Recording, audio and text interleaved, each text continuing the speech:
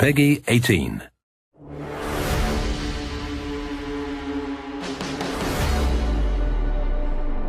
Where am I? You're on an Imperial Zeppelin. Wait, are you in my head? Calm down, human. My name is Artenak. We're traveling to the prison island of Peh to find someone. So I'm a prisoner now. Great. Our first task should be to locate my contact, Savage, member of the Letargia. You will suffer for this. I'll be seeing you in Halad soon, Drogan. You must find the Ancient's Ark. Your Eminence, The Ark holds more secrets and is more powerful than you or your Emperor can comprehend. You don't belong here. Leave! You are not the only one seeking the Ark. How can you not see what has to be done? Did you find what you seek, thief?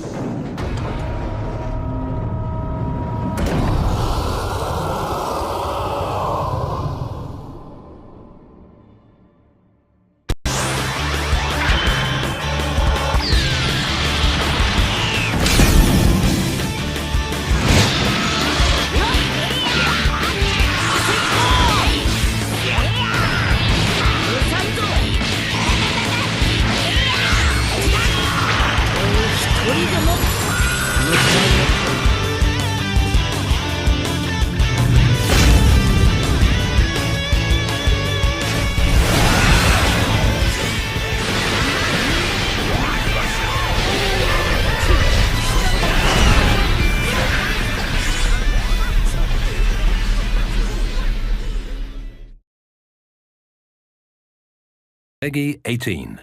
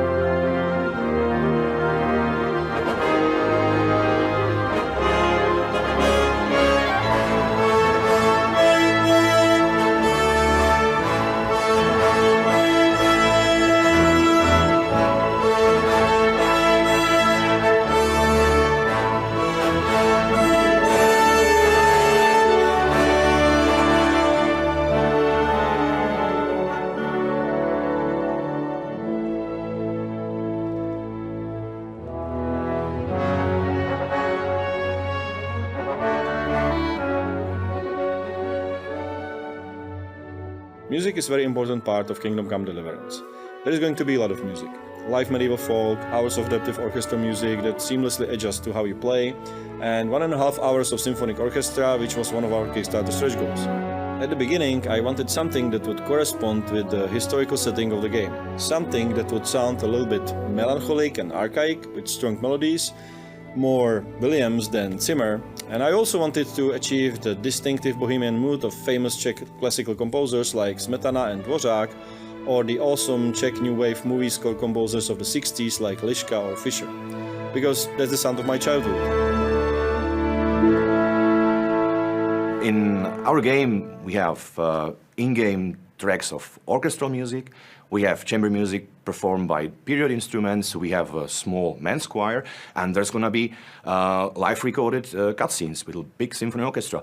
And what you need is to incorporate all these types of music into one homogeneous soundtrack. For making of the in-game music, we always started with a design meeting, just the two of us. Yeah, 4 hours we will be talking about different features of our music and how different parts should link to each other and how they should be structured. After we came up with such a design, I usually composed some demo music on which we tested that feature. But of course I also sent it to Daniel as a simple music track, asking him whether he likes it or not.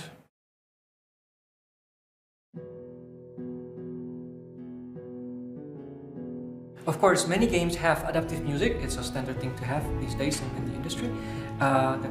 You have different parts of the music responding to different events in the game. And we have been focusing on having nice transitions between those parts of music. Our goal is to maintain the natural flow of rhythm, harmonies, and melodic phrases. Our exploration music is organized a bit like a railway system. Every now and then, along the track, there is a switch or a branch by means of which it is possible to go seamlessly from the track we currently play to the one we need because the location changed or the situation changed. At this point we were leaving the village and we entered the open landscape. And now let's hear how we would get from there on the ground.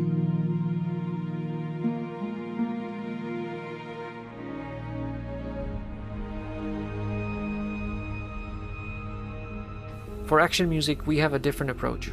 The transition to combat needs to be much faster, so we start with the sound of the suspended cymbal to build up the tension. And then we schedule the beginning of the combat music at the first beat of the next bar. We have different music for fistfight, different music for armed combat, and of course the playback reflects the state of the combat, especially whether the player is winning or losing.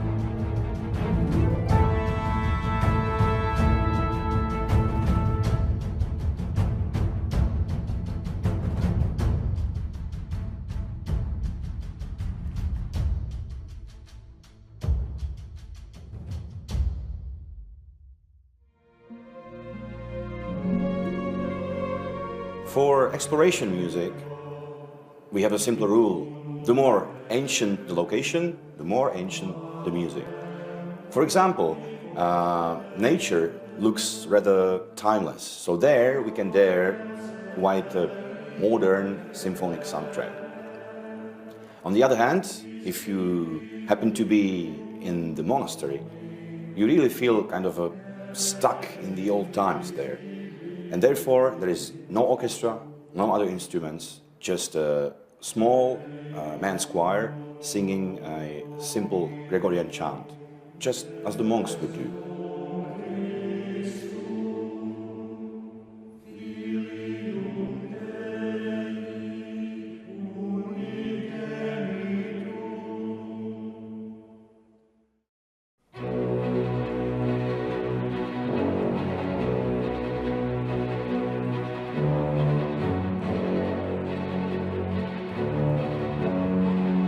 So what you see behind me is the Dvořák Hall of Prague's Rudolfinum, which is also called House of the Artists. It's a wonderful building which was built somewhere in the end of the 19th century. And we are recording here because, according to me, this is the best concert hall in the world. And so far, we have finished the first session, which lasts for 4 hours. We have made some music. We have still a lot of things to do. But I have to say, so far, my impression is really very good, because the musicians are excellent and they have a wonderful attitude. They just want to give it, and I want to give it too. So I think it will be really wonderful recording.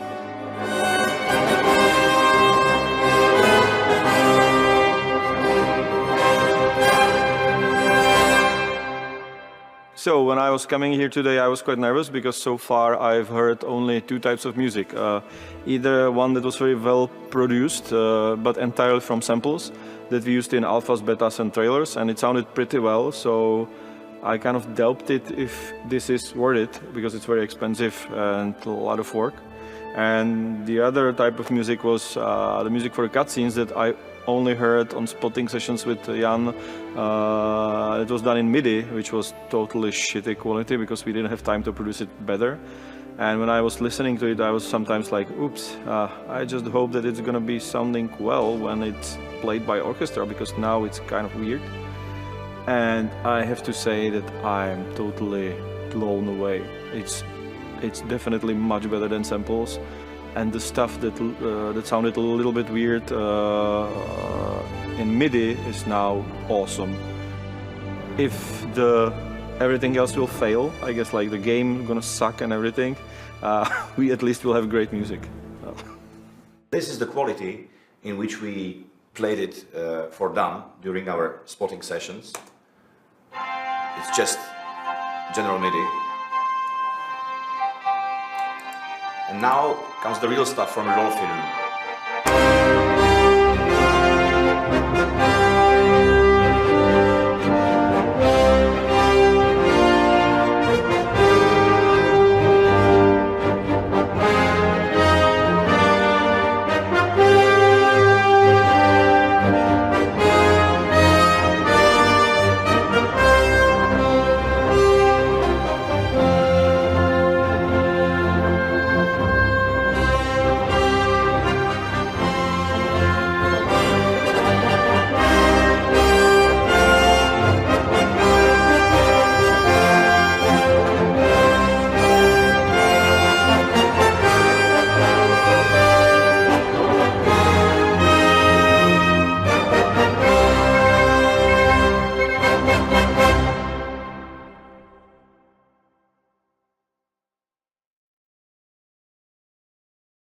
Peggy 16. Algo está ocurriendo en Mercurio. La actividad Vex aumentó exponencialmente. El guardián más notable de la historia de la vanguardia ha regresado. Osiris.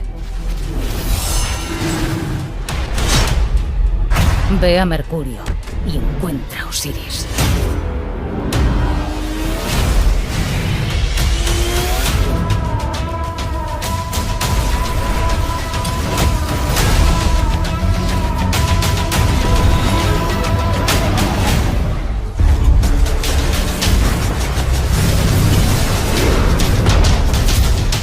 Quedan 10 segundos. ¡Asombroso! ¡Qué maravilla!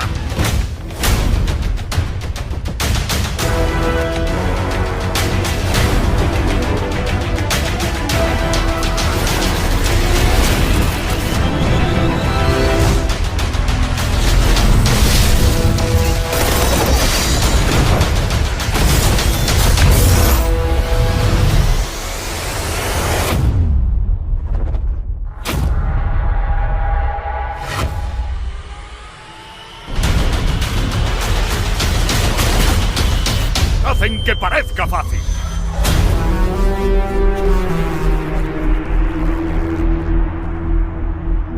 Continúa tu aventura con el pase de expansión de Destiny 2.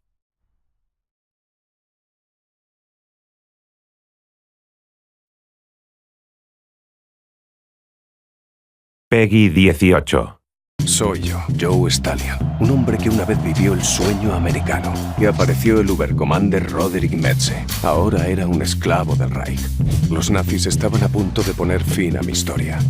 Bueno, eso creían ellos. Era un cazador, un depredador que seguía un rastro de sangre, que ardía con un solo propósito: destruir a Roderick Metze. Sabía que la lucha sería terrible. Una cosa estaba clara: Metze era hombre muerto. Joe iba directo a un choque con el Ubercomandante Metze. ¿Conseguiría escapar de la estación de investigación Omega? Descúbrelo tú mismo en las aventuras de Joe el pistolero.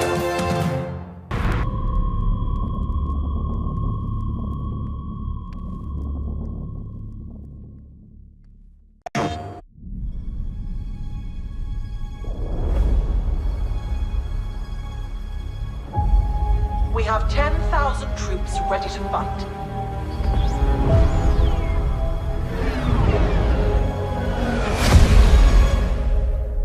Don't let him shake you. Numbers aren't everything.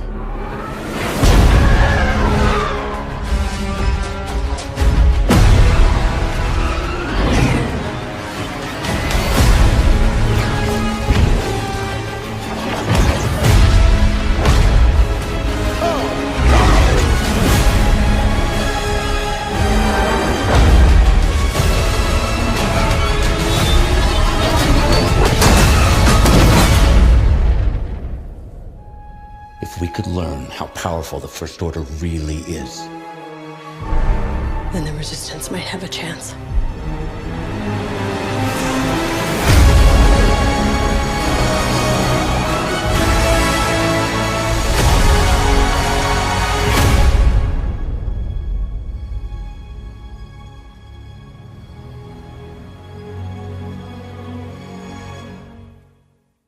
Play it on PS4.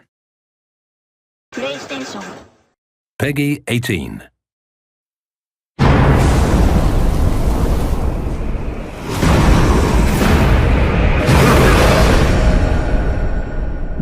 It seems death won't stop chasing me.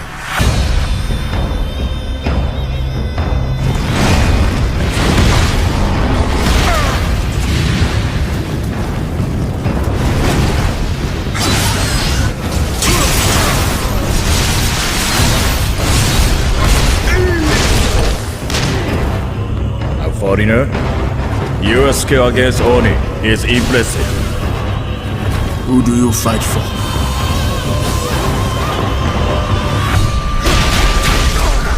flames of war will envelop this country once again!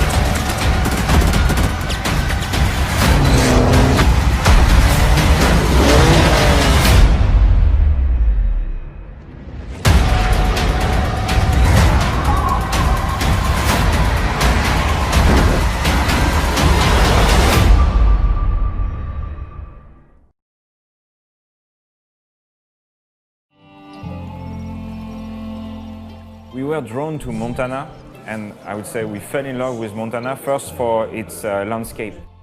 It was all that variety of different locations that really it hit us hard when we got to Montana, and like, this is gorgeous, we need this in our game, and that's exactly what we did. We brought all that variation into our biomes, into our vegetation, and into the world.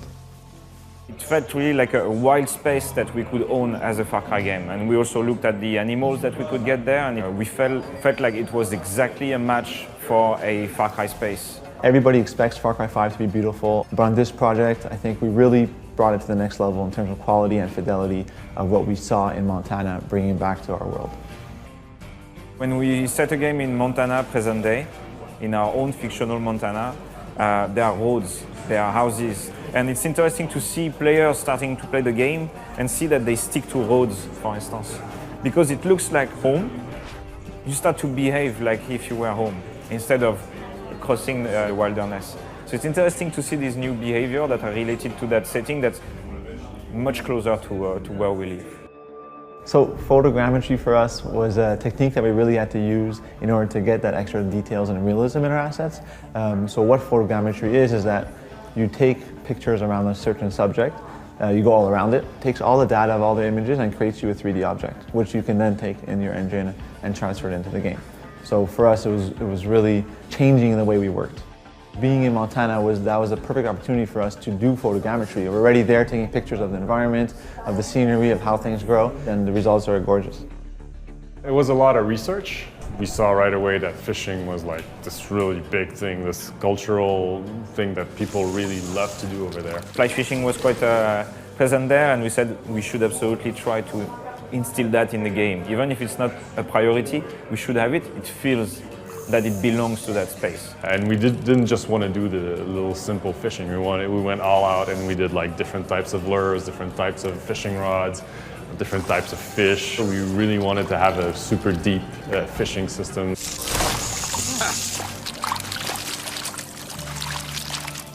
We have somebody on our Toronto team who's a texture artist who comes from Montana, and he sent me an email 2 weeks ago saying, "You guys nailed it."